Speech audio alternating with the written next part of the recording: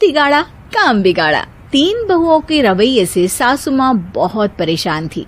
दरअसल बात ये थी कि तीनों बहुओं में किसी बात को लेकर अनबन हो गई थी। तब से ही तीनों एक दूसरे से मुंह फुलाए रहती थी।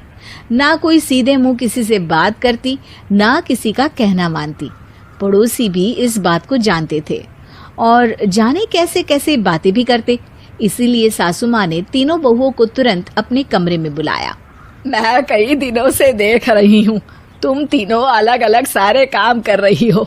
ये सब नहीं चलेगा, तीनों को मिलकर ही काम करना पड़ेगा। सास की बात सुनकर एकदम से बड़ी बहू बोल उठती है। नहीं मम्मी जी, मैं इन दोनों के साथ कुछ नहीं कर सकती। मैं इस घर की बड़ी बहू हूँ, फिर भी ये मेरा कहना बिल्कुल भी नहीं मानती। अरे जेठानी जी, जानबूझकर मुझे डबल काम करवाती है आप। और छोटी मुझसे टेढ़े मुंह ही बात करती है।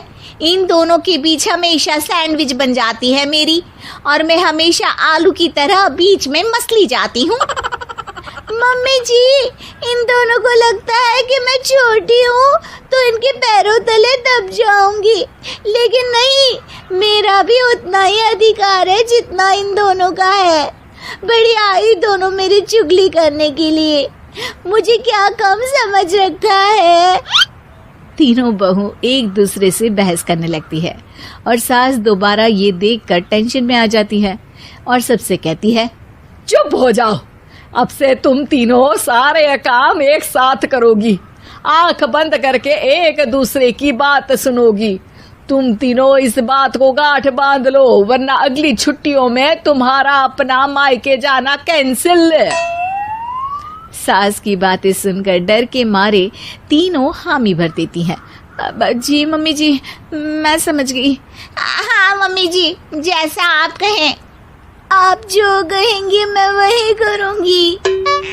तीनों बहू सास की बात को गांठ बांध लेती है और वादा करती है कि अब से सारे काम वो तीनों एक साथ मिलकर ही करेंगी। ये सब देखकर सास खुश हो जाती है और वहां से चली जाती है। नीचे जाकर वो देखती है कि घर में शर्मा जी आए हुए होते हैं। सास जोर से आवाज लगाकर कहती है, अरे बहू, जरा चाय बनाकर तो लाना, शर्मा जी आए हैं। सास की बात सुनकर तीनों बहू तुरंत किचन की ओर भागती है और चाय बनाना शुरू कर देती है। मुझे तो एकदम मसाले वाली कड़क चाय पसंद है, तो हम शर्मा जी के लिए मसाले वाली चाय ही बनाएंगे। अरे नहीं दीदी, गर्मी के मौसम में मसाला चाय कौन पीता है? मैं तो शर्मा जी के लिए इलायची वाली चाय ही बनाऊंगी। ये कैसी बात कर रही हैं आप दोनों? मेरी मम्मी ने सिखाया है कि मेहमान को ज्यादा दूध और शक्कर वाली चाय देनी चाहिए, वरना वो घर वालों को कंजूस समझते हैं। तो मैं तो शर्मा जी को ऐसी ही चाय दूंगी। तीनों बहुएं अपने अपने तरीके से चाय में शक्कर, मसाला, पत्ती सब डाल देती है। उबलने के बाद तीनों मिलकर चाय बाहर लेकर जाती है और शर्मा जी और सासू माँ को देती हैं।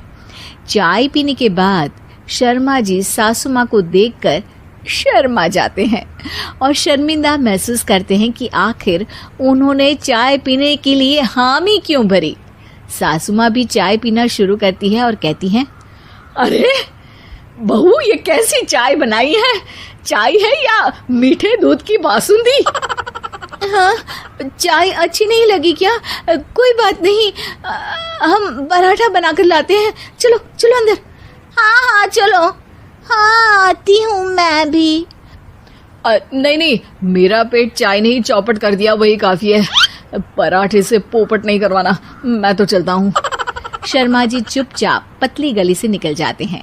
अगले दिन सास बहुओं से कहती है, अरे बहू, जाओ जाके ऊपर के गेस्ट हाउस की सफाई कर दो। कल हमारे यहाँ मेरे दूर के रिश्तेदार आने वाले हैं, तो पूरे कमरे को चमका देना, समझी? तीनों बहू सास की बात को मानकर ऊपर सफाई करने चली जाती हैं और तीनों कमरे की सफाई चालू कर देती है। बड़ी बहू मकड़ी के जाले साफ करती है, तो बीच वाली झाड़ू लगाना और छोटी वाली सर्फ डालकर जमीन धोना शुरू कर देती है।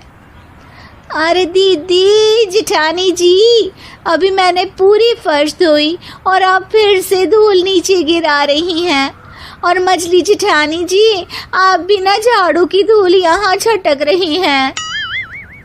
अरे तीनों को साफ करना है, एक साथ सफाई करते हैं ना। अरे वही तो, हम साथ साथ हैं, घर साफ साफ है।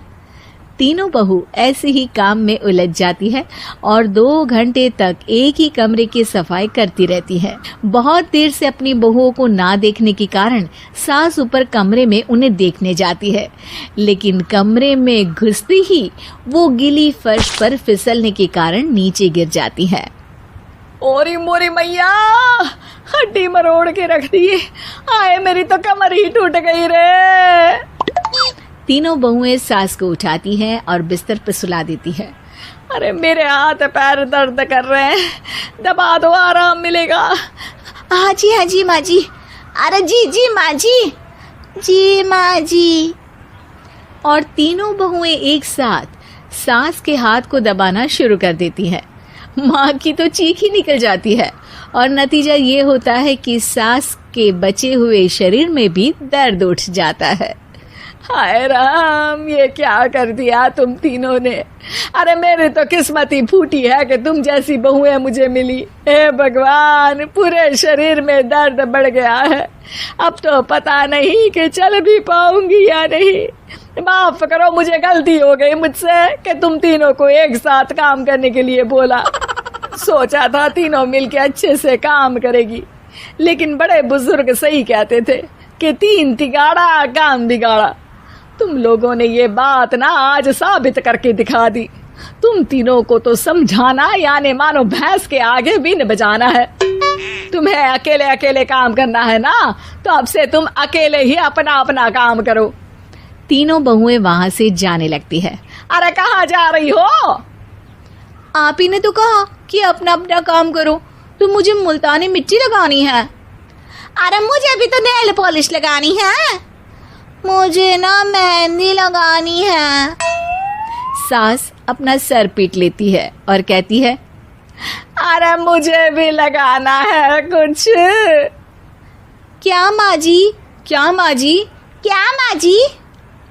तुम्हारे घर वालों को फोन तुम्हारी हरकतें बताने के लिए।